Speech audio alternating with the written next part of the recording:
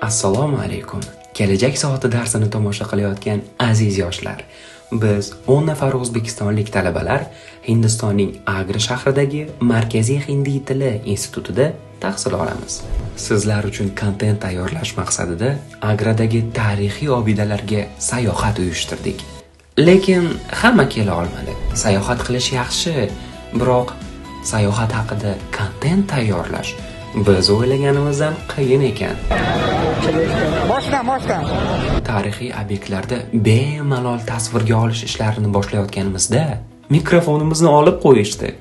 Keyin mikrofonsiz gapirishga to'g'ri keldi.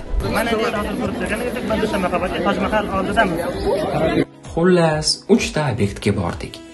Birinchisi Toj Mahal.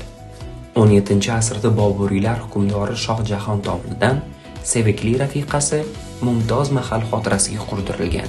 U nafaqat muhabbat ramzi, balki islom me'morchiligining eng mukammal durdonalaridan biri hisoblanadi.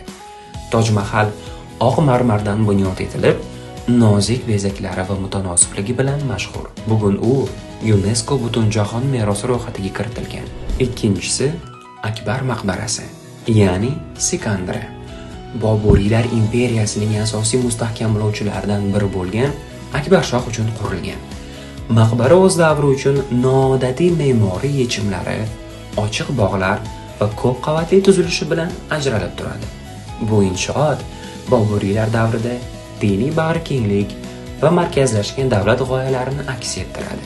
Uchinchisi Agra Fort. Boburiylar imperiyasining muhim siyosiy va harbiy markazi bo'lgan qal'a. Qizil qumtoshdan qurilgan bu inshootda bir necha hukmdorlar yashagan va davlat ishlari boshqarilgan.